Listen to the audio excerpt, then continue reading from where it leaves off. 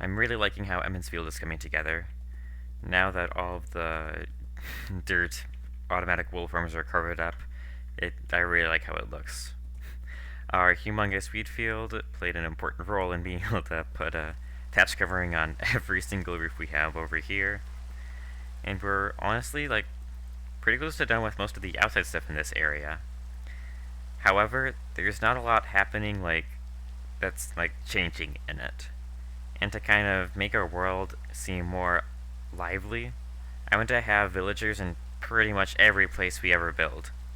And so for here, we'll be selling the villagers wool, so there'll be shepherd villagers. That way we can use wool to get plenty of emeralds. Shepherds don't really have much I would want to buy from them, and so we'll really be using these to get an early source of emeralds. And then once we start building other cities and villages, we'll be able to spend our emeralds there for items that we might want. So we do have a village on the hill way to the, on that hill to the southeast, but I don't have a way of getting them here yet. We kind of have two options. We take them through the overworld. That's a long way to go either by boat or by minecart. Or we could go through the nether, and so we would pop them out over there. I'm not completely sure what we would want to do first. And rather than having all of them start over there and then moving them to their respective houses, I'm thinking that instead of having to decorate several rooms up here, we could put at least part of the space to be used for a villager breeder, and then a station to have the baby villager to grow up and then set their trades using the loom. And then we'll somehow get them out and then put them in their respective house. So like here, if they trade black wool, they'll be going in here. I'm not entirely sure how to get them up all the way to this floor. We'll worry about that later though.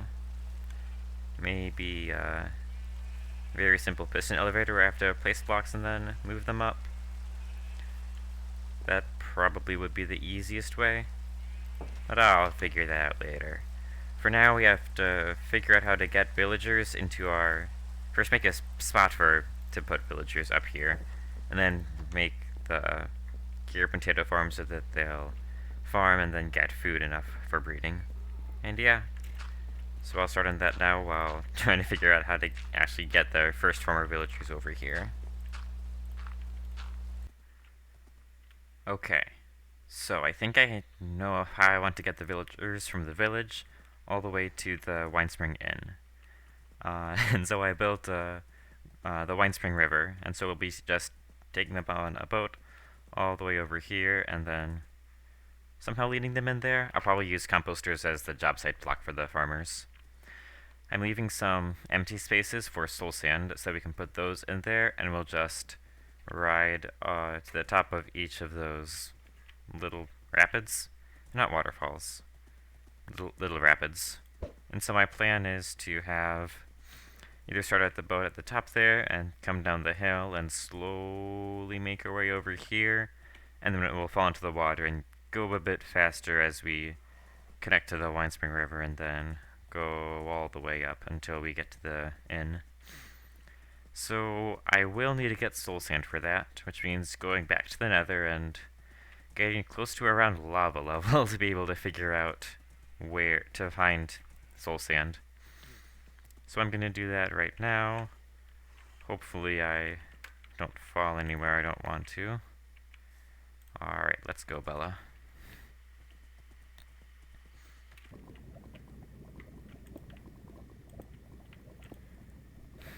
So I'm in a little bit of a precarious spot right now, but there is some soul sand over there.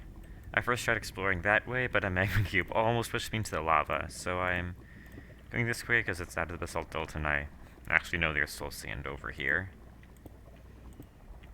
Thankfully, I was able to get down to this level by finding a patch of gravel and dropping it into the lava because there was like no block in there that I could use.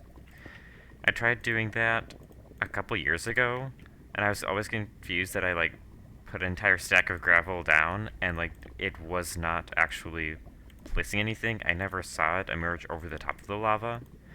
I think I eventually figured out that it must have been soul sand down there because it would have caused the gravel to break, I believe. So now we're over here. We only need like 5 or 6 for the actual river. But I'm thinking of just grabbing quite a bit so I don't have to come back here very often. Because I would rather not have to come back here very often. So, I think I'm learning something about how the boat and soul sand mechanics work. Because when I try to do it like this, the boat still like sinks and it ejects all of its passengers. However, if we go to the first one that I put in, this was the first one that I tested, it works just fine. I think that it has to, or it has worked just fine for me. Maybe I haven't learned quite enough yet. Because, yeah, so sometimes it works, and sometimes it doesn't. Perhaps it'll just have to be practice for me to do it consistently. But I'm not. See, like, there, it didn't go all the way up. And I'm not quite sure why yet. Is it that I have to be fully centered on the soul sand block?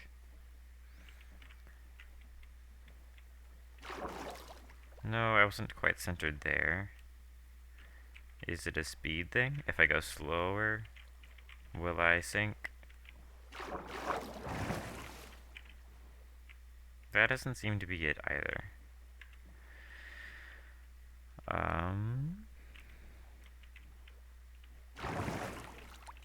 Hmm.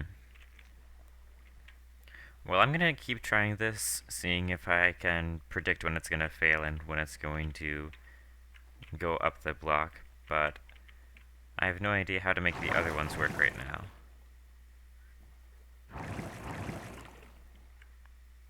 Am I going too slow? Do I have to be pointing straight at the waterfall? Oh, there we go. Or am I going too fast? Oh, I might be going too fast. So if I let myself catch the bubble stream before moving the rest of the way forward, that seems like it works better. Okay. So, I think we're all set to go try to get our farmer villager now.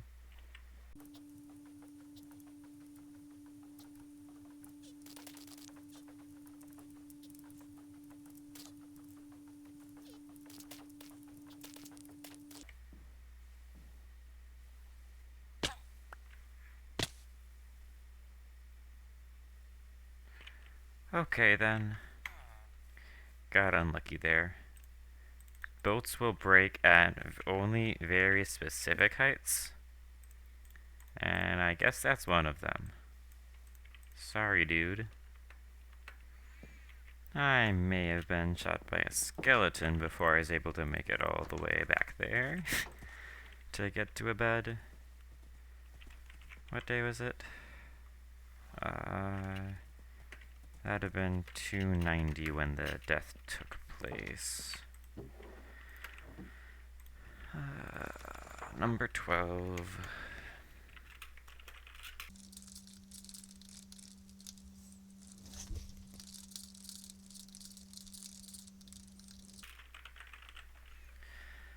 Alright, I'll head back there to recover my stuff now.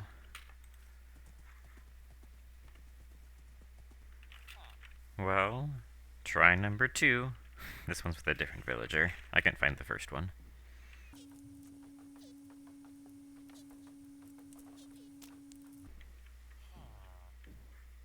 Oh, there he is.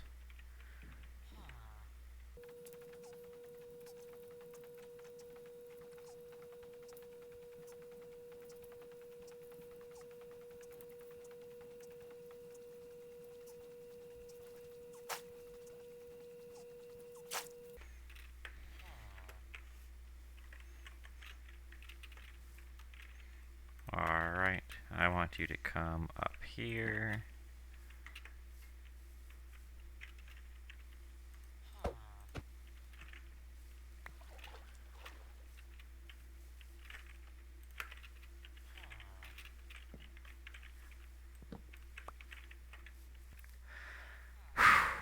that took much longer than I expected. I realized that this is one of the last two villagers in the village, and I'm not quite sure what I want to do with this area, because I probably won't be spending a whole lot of time here, because I'm not planning on building anything here, and there's no really town from the books that I would want to build here. But I felt bad about taking the last villagers out of the village, so I locked up the two remaining villagers and put them in this house until they made a baby.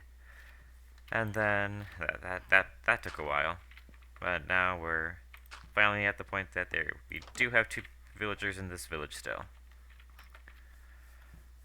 So now we just have to take this guy and put him in the inn with the other farmer villager.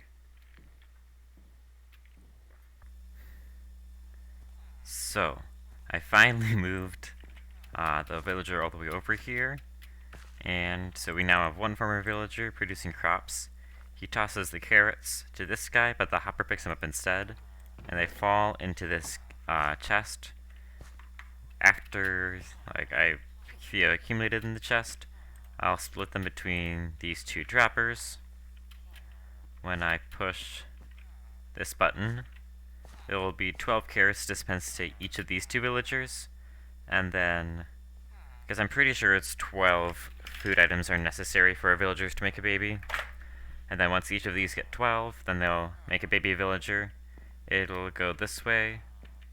Oh right, I removed the bed that was supposed to be over there. They like jumping on beds, and so they will try to make it over to that bed over there. But they'll fall into here. This is, yeah, and then after this, there'll be a water stream moving them along that will somehow separate the adult villagers from the baby villagers. And when a baby villager goes up, it'll be moved to the adult villager cell. I think I'll base this off of one of Logical Geek Boy's villager farms. I was going to build his in full, but I want to be able to control how many villagers I'm getting and not have it go all the time, because I don't want that many villagers around. And so now I'm going to keep on working on this so that we're able to separate the baby villagers from the adult villagers for a time. And yeah. So my original plan was to have villagers in the attics for the black, gray, white, and the brown buildings. I've realized a little thing though. So villagers who trade those colors in each building. So if we put them, say, here in the black building, well, villagers might trade more than one color of wool. So which building do they go in? And I don't think it would be smart to have, like, here have black and white, black and brown, and black and gray, because you'll only be using one of the trading slots for a villager for whatever building they're in. Yeah, this guy spawned and he's a little annoying. And so for instance, here is a brown and white guy. So I'm planning on resetting the trades until I get a certain pattern with them. So say brown and white. I think I would put the brown and white one in the brown house, because I'm imagining going in a cycle between these houses, so brown, black, gray, white, and I take any excess wool over to the next one. And so once I finish trading at the white and I have a little bit of excess white wool that I haven't traded yet, I'll go to the brown building, and there I'll find shepherd villagers which have the brown and white wool trades. So I'll reset until I get a double wool trade. If it's brown and white, they'll go to here. If it's brown and black, they'll go to here. If it's black and gray, they'll go to there. If it's gray and white, they'll go to there. And so on. And if it's black and white or dark gray and brown, I'll have to keep cycling them until I find one of the ones that I want. So I was trying to build a copy of the villager breeder. Wait, not a copy, but something based on the villager breeder that DocM77 built in season 7 of Hermitcraft for his Testifica Tower. But it isn't working. I've spent quite a bit of time in a creative test world, and it's just it's the villagers are very inconsistent when they actually do make a baby villager. And so I copied the rest of Logical Geekway's design. And so over here, I threw the other villager in here. And then so there's two in here. Whenever they get enough food, they'll make a baby villager in there. The baby will go to move over the beds. And then they'll fall down into this water channel. And then over here, up here, the water pushes them onto this cobblestone wall, and when they grow up, they'll be tall enough to reach the water, and they'll try to swim up, and they'll be dragged over here. So, I will be linking the Logical Geekway video in the description so that you can build it yourself if you want to. Now you want to get the 2 wool trades from him. Yeah, I have plenty of time left in the day for him to be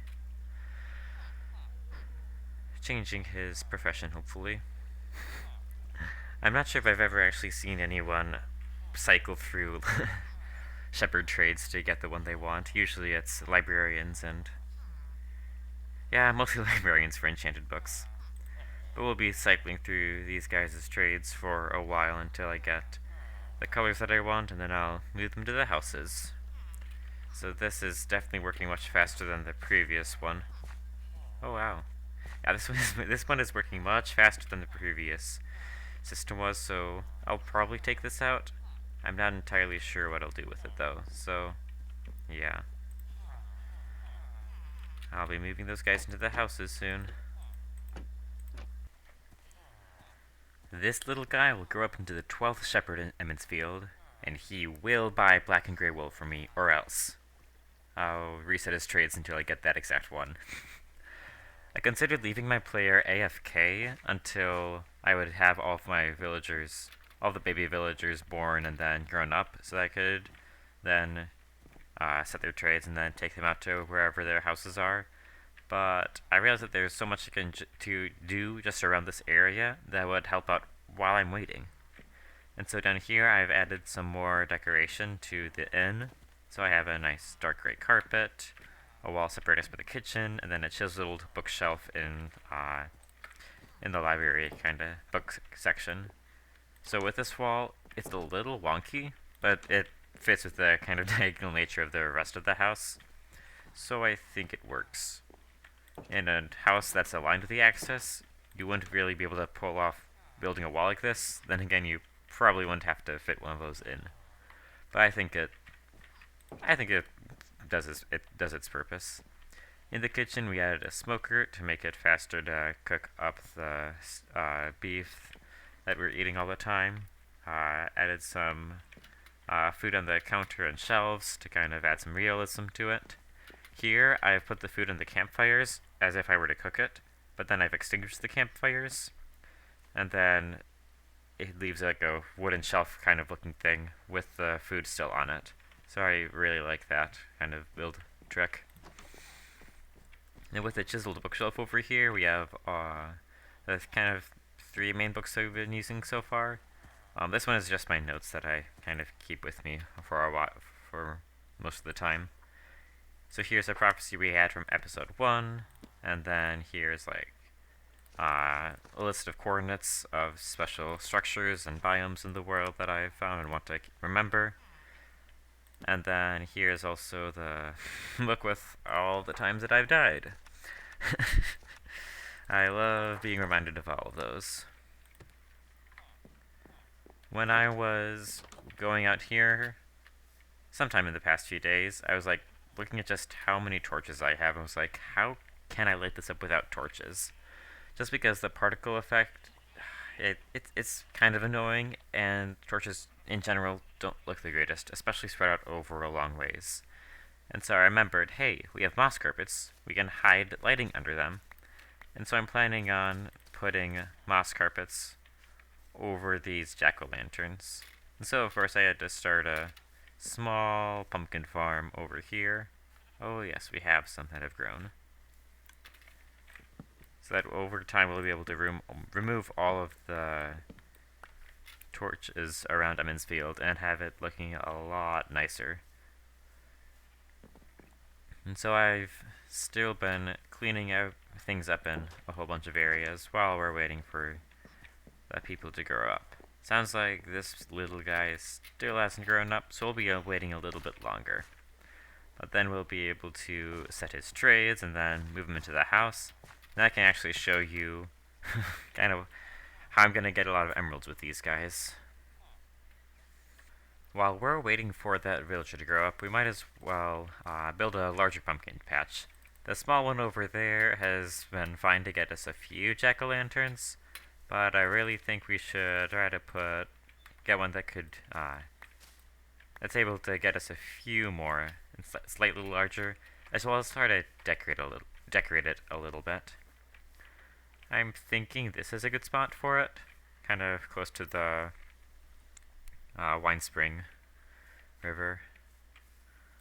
So first we want to make sure we have our water down to fertilize all of the plants, and then kind of choose, well, thinking we can add some leaves around to make it look like these are the vines that are where the pumpkins are growing from.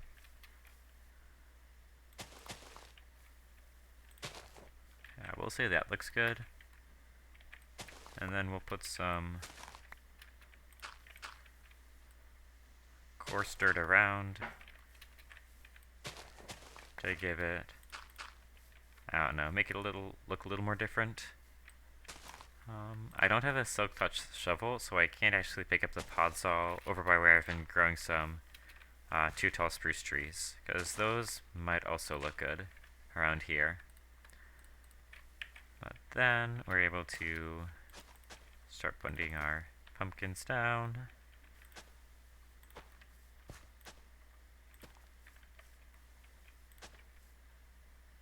I'm not too concerned about putting them in an optimal configuration, just because this is only for a few jack-o'-lanterns that are going throughout the village, and so I'm not worried about.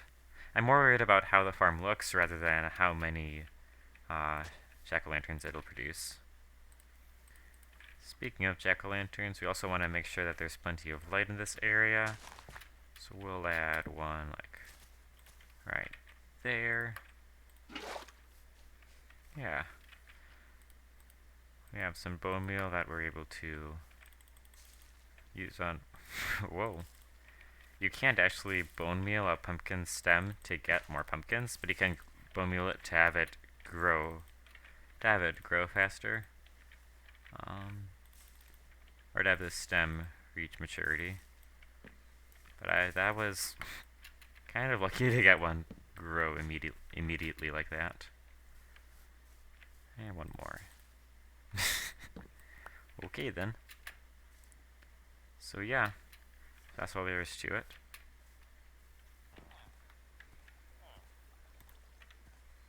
Ah, so close. But not quite.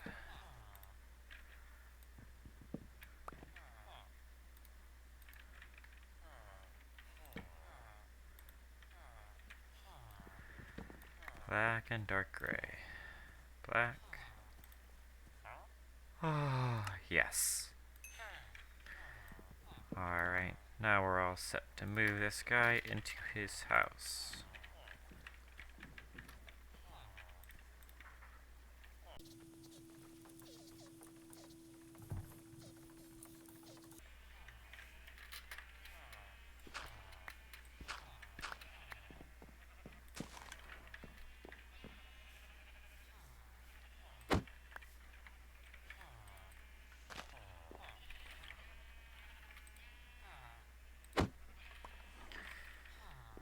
So now we have all 3 of these dark gray and black guys in here. So we're able to finally trade with all 4 of the types of colored wool.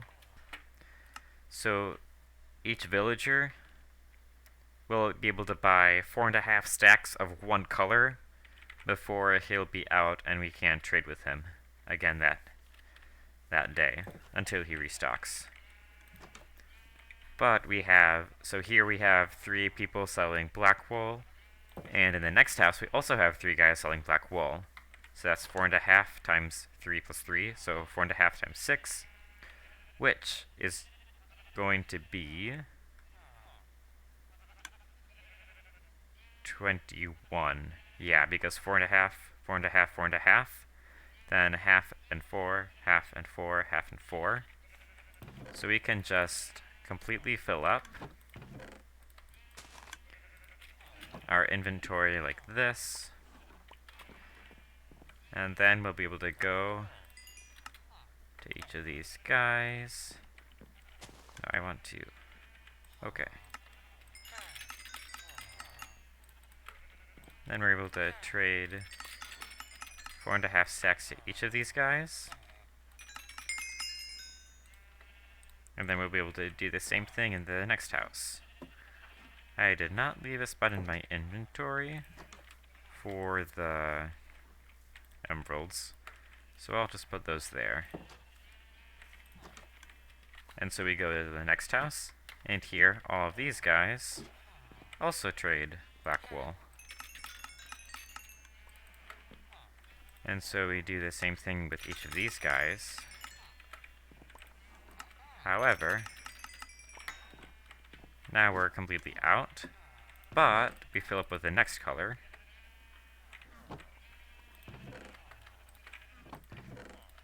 And we'll do the same thing. May have underestimated the amount of emeralds I'd be getting. We'll just keep those in there for now.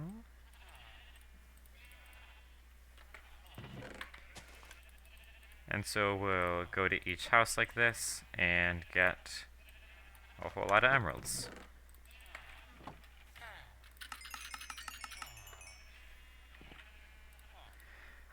So these guys have all probably refreshed their trades now, but I don't want to trade with them, like lock them up more than once in a day, because otherwise they'll raise their prices to quite a bit higher, I believe.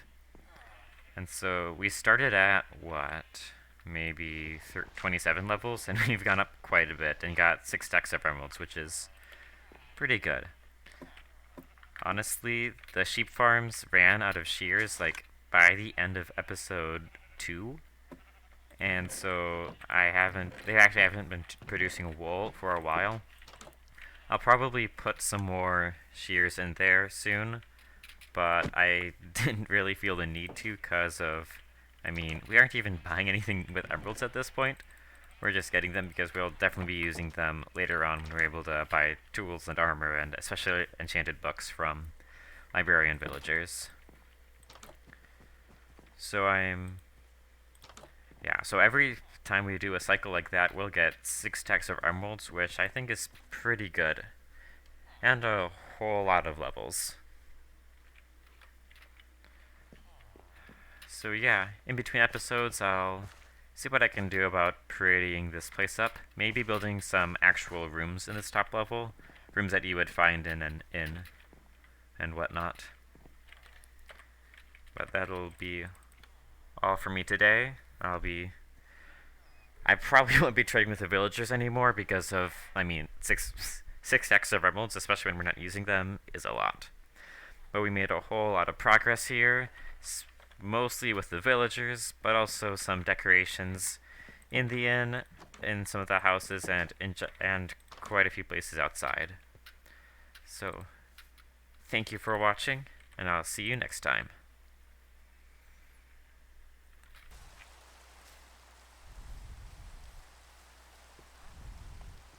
A peddler? What do you have for sale? Ooh, a seashell? Pickles? Yeah. Hold on just one moment, sir, and I will get you emeralds. Those actually don't seem too bad to get, because both of those might be a little annoying to get otherwise.